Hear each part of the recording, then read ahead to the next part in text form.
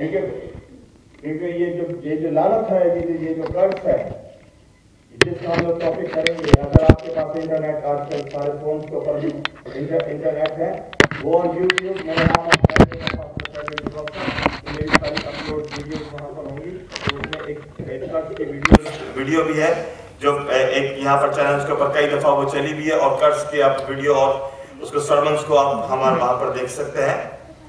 आप उसको वहाँ पर देखिएगा भी, पर हम लोग शेयर भी करेंगे उस कर्ज के ऊपर भी। यहोशू को जब पता लगा कि फौजों ने उसको घेर लिया, चारों तरफ से फौजें उसको घेर ली हैं, उसका अब बचकर निकलने का कोई रास्ता नहीं है। बादशाह है मगर घिर गया है, ईमानदार है मगर घिरे हुए हैं परेशानियों से। यीशु पर ईमान रखते हैं मगर चारों तरफ से घिरे हुए हैं। यीशु पर ईमान रखते हैं मगर परेशानियां ही परेशानियों के अंदर घिरे हुए हैं। यीशु पर ईमान रखते हैं, इतना खाना नहीं खाते जितनी प्लेटें भर के गोलियां खाते हैं, इतना पानी नहीं पीते जितना गिलास भर के सिरप पीते हैं। मैं कहता हूं आप shake your faith. I strongly believe in Jesus. खुदावंद यीशु मसीह ने ये नहीं कहा कि मेरे पीछे हो लो तो मैं तुम्हें फोकट कर दूंगा, मेरे पीछे हो लो तो मैं तुम्हारा डोज डबल कर दूंगा। लो, क्योंकि मैं साइंस एंड वंडर्स पे बिलीव करता हूं, साइंस एंड वंडर्स के ऊपर मैं बिलीव करता हूं, और इसलिए मैं प्रीच भी करता हूं। मैं कोई ऐसी बात नहीं कहता जो मेरी जिंदगी में अप्लाई नहीं होती, जिसके ऊपर मैं खुद स्टैंड नहीं लेता। मैं आपको भी रिसेंटली बताता हूं, मैंने वॉरिंगटन में भी बताया था, वॉरिंगटन में जो विषय मैंने वहां पर अपनी टेस्टिमनी भी शेयर की थी। अभी रिसेंटली फिर क्योंकि यहाँ पर एक दफा आप सर्जरी में रजिस्टर हो जाए तो फिर वो आपको बिलाना का बुलाते ही रहते हैं, आपकी फलां अपॉइंटमेंट, वो आपकी जान ही नहीं छोड़ते जब तक कि आप रेस्ट इन पीस में ना चले जाए। वो उनके डॉक्टरों का आना जाना फिर वो लगा ही रहता है। अभी रिसेंटली मेरी नर्स थी और वो स्पेशलाइज थी शुगर की, और उसने मुझे अपॉइंटमेंट दी और मुझे अपने वहां पर बुलाया, और उसने मेरा ब्लड टेस्ट लिया था, और जिस वक्त ब्लड टेस्ट लिया हुआ था, I have a very pain in my teeth, और इन्फेक्शन हो गया हुआ था उस वक्त, मेरा काफी मैं पेन में था। जब उन्होंने मेरा ब्लड लिया तो उसमें जो मेरा शुगर लेवल था वो बहुत हाई था, तो उन्होंने फिर मुझे दोबारा वहां पर बुलाया और मुझे बुलाया कि yes mister D'Costa, so we find in your blood, तो आपका जो है sugar level is very high, so I am going to write sugar tablet. मैंने कहा स्टॉप, तो शुगर टैबलेट मुझे नहीं ली, क्योंकि मुझे मालूम है कि जब तूने मेरा ब्लड, जब प्रीवियस मेरा ब्लड लिया था उस वक्त I was in very in pen, तो मेरा फिर तू ब्लड टेस्ट ले, क्योंकि आई बिलीव, क्योंकि खुदावंद का कलाम, खुदावंद का मसा, खुदावंद की कुदरत मेरे जिस्म में रहती है। मैंने कहा वो रिपोर्ट जो थी, वो जैसी भी रिपोर्ट थी, आई डोंट एक्सेप्ट, तो मेरा दोबारा से ये ब्लड ले। और उसने जब दोबारा ब्लड लिया, जब दोबारा report I, I don't have any kind of sugar in my blood, और वो मुझे देनी थी शुगर की, और अगर मैं एक्सेप्ट कर लेता। प्रॉब्लम ये है क्रिश्चियंस लोगों के साथ, ईमानदार लोगों के साथ, और इवन बिलीवर्स के साथ भी। नॉमिनल क्रिश्चियन जो बेचारे सिर्फ संडे के संडे चढ़ जाते हैं, उनकी तो मैं बात ही नहीं करता, लेकिन जो बिलीवर बॉर्न अगेन, जिन्होंने खुदावंद यीशु मसीह को भी कबूल किया है, वो भी एक्सेप्ट कर लेते हैं। बीमार होना बुरी बात नहीं है, मौसम की बीमारी हो जाती है, बाहर ठंड है, आप बगैर जैकेट के चले जाएंगे, यू गॉट फ्लू, खांसी हो सकती है, आप ऊंचा ऊंचा गाना शुरू कर दें, खांसी हो सकती है। लेकिन मेन प्रॉब्लम ये होती है जब वो लिंगर ऑन हो जाती है, जब बीमारी लंबी हो रही होती है, तो हम उसको जब एक्सेप्ट करना शुरू कर देते हैं, तब प्रॉब्लम हो जाती है। एक्सेप्ट ना करें, रिजेक्ट करें यीशु के नाम में, क्योंकि ये हैकल खुदावंद की है जिसमें पाक रूह उतरता है, ठहरता है। जब हम रिजेक्ट करेंगे, then you will receive healing. जब हम एक्सेप्ट करना शुरू कर देते हैं, तब प्रॉब्लम बन जाती है। वो खुदाबंदी की मर्जी है, शायद इसी तरह मैंने जीना है। और फिर वो तरह तरह की आयतें कलाम में से ढूंढ लेंगे। पौलुस कहता है कांटा था चुभोया गया था, टक टक टक, कभी वो पौलुस बन जाते हैं। जो लोग शहर में बदनाम होते हैं तो फिर वो कहते हैं कि बाइबल में लिखा है कि नबी अपने घर में कभी मकबूल नहीं होता। अरे भाई, नबी अपने घर में, शेख या फेक, नबी अपने घर में मकबूल नहीं होता, नहीं पाता। पहले तो वो लोग जो अपने आप को नबी का दर्जा कहते हैं कि नबी की क्वालिटी के ऊपर पहले उतरे हैं। नबी का मतलब है खुदावंद की आने वाली बातें उनके वसीले से नबूवती कलाम ज़ाहिर हो। वो नबी है, वो नबी नहीं है कि इधर की उधर बात करता है जब लोग उसके पीछे पड़े, ओए मैं तो नबी साहब मेरे पीछे पड़ गए। जो इधर की उधर बात करे, जो शराब पीता हो वो अपने आप को नबी कहे, जो सिगरेट पीता हो और अपने आप को नबी कहे और क्रिश्चियन बोले, कभी नहीं हो सकता।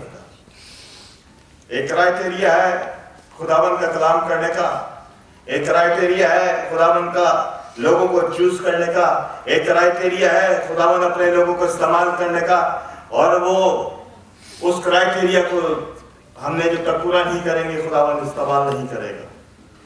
जरूर है कि हमने उस क्राइटेरिया को पूरा करना है।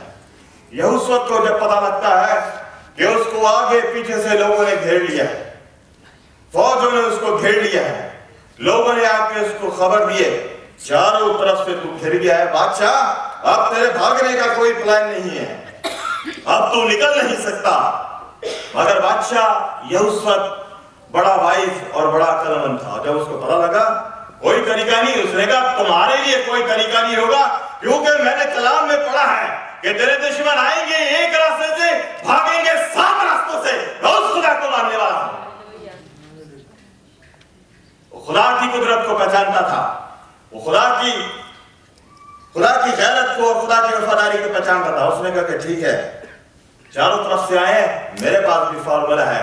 फॉर्मूला क्या है? वो सरेंडर हो जाता है खुदावंद के। प्रॉब्लम्स लोगों पर आ रही होती है, लेकिन प्रॉब्लम्स क्या हो रही होती है? वो सरेंडर नहीं हो रहे होते। खुदा तरह बतरा लोगों के साथ कलाम कर रहा होता है, बात कर रहा होता है, लेकिन सरेंडर नहीं कर रहे हैं लोग। कलीसिया में क्यों रिवाइवल नहीं आ रहा?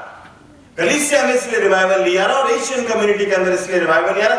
एशियन मतलब साउथ एशियन, साउथ एशियन को भी अगर मैं उसको, और साउथ एशियन बहुत सारी कम्युनिटी है, साउथर्न इंडियन है, वो बहुत दे आर रैपिडली ग्रोइंग, सही। लेकिन मैं अगर स्पेसिफिकली अगर मैं पाकिस्तानी कम्युनिटी के, पाकिस्तानी चर्चेस की मैं बात करूं, या फेलोशिप्स की बात करूं, या चर्चेस की मैं बात करूं, क्योंकि वो उसके अंदर क्यों ग्रोथ हो रही है? क्योंकि सरेंडर नहीं हो रहे, सरेंडर नहीं हो रहे। जब तक इंसान सरेंडर नहीं होगा, वो इस्तेमाल कैसे होगा? जब तक कोई अवेलेबल नहीं होगा, खुदा उसको इस्तेमाल कैसे करेगा? इट डजंट मैटर कि आप कितने कैपेबल हैं। मैं अपनी कलीसिया में कहता हूं, आप कितनी अच्छी आवाज रखते हो, इट डजंट मैटर।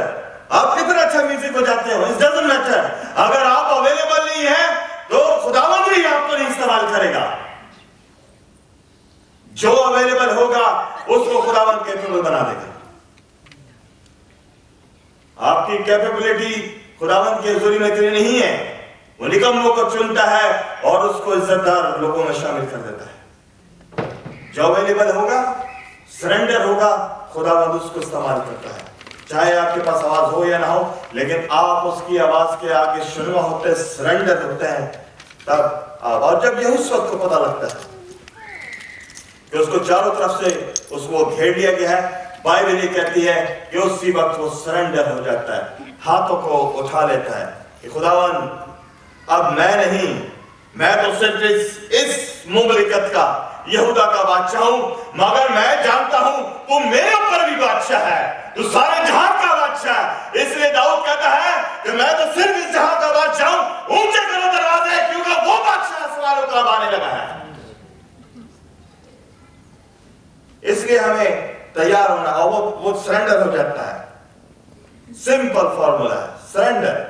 परेशानी है आपको, बीमारी है आपको, आपके घर से बीमारी नहीं जा रही है, फाइनेंशियल प्रॉब्लम है, रिलेशनल प्रॉब्लम है, आपको औलाद नहीं हो रही है, आपकी फैमिली में से ये परेशानी नहीं जा रही, ये क्रॉनिक डिजीज आपके फैमिली में से नहीं जा रही, सरेंडर योरसेल्फ।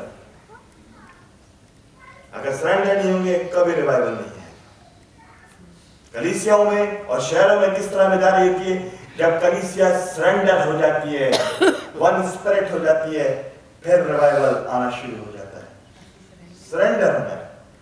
जब तक आप, मैं और आप, जब तक हम सरेंडर नहीं होंगे, जब तक कभी भी, मैं आपको बताता हूं, ये बड़ा ही जबरदस्त और खूबसूरत टेक्स्ट है ये जो मैंने हवाला आपके सामने पढ़ा है। और यहां पर लिखा है 5वीं आयत में, और यहूदा और यरूशलेम की जमात के दरमियान खुदावंद के घर में नहशोन के आगे खड़ा हुआ और कहा, ऐ खुदावंद, हमारे बाप दादा के खुदा, क्या तू ही आसमान पर खुदा नहीं? तूने हमारे बाप दादा से कसम खाई थी कि कोई भी मुश्किल होगी, परेशानी होगी तो अपने लोगों के साथ होगा। तो फिर ये परेशानी अगर मुझे घेरी है तो इसकी वजह क्या है? और अक्सर ईमानदार जमातों के अंदर, जिस तरह पास्टर कलीम भी यहाँ पर करता है, ये हम अपने हाथों को खड़ा करें। ईमानदार जमातों का, और तमोथियस के पहले खत के अंदर भी जब वो फॉर्मेट बताता है, कलीसिया की इबादत का फॉर्मेट बताता है, दूसरे बाब के अंदर जब आते हैं, उसकी 18वीं आयत से जब आप शुरू करते हैं, तो वहां पर लिखा हुआ है, तमोथियस कहता है कि हर जगह भाइयों को इबादत के अंदर हाथों को बुलंद करके खुदावंद की हजूरी में, ईमानदार जमात का फॉर्मेट ये होता है, जब लोग ईमानदार जमा होते हैं, उनसे कहा जाता है, भाइयों से और बहनों से, आइए हम खुदावंद की हजूरी में अपने हाथों को बुलंद करें। हाथों को बुलंद करने का मतलब यह है कि हम सरेंडर होते हैं खुदावंद। ये बिल्कुल दुनियावी फौजियों की मिसाल है। जब एक फौजी दूसरे फौजी की मुमलिकत के फौजियों को गिरफ्तार करते थे, वो कहते थे हाथों को खड़ा कर दो, सरेंडर हो जाओ, ताबे हो जाओ हमारे। और इसलिए जब मैं और आप खुदावंद के घर में आते हैं तो खुदावंद की हजूरी में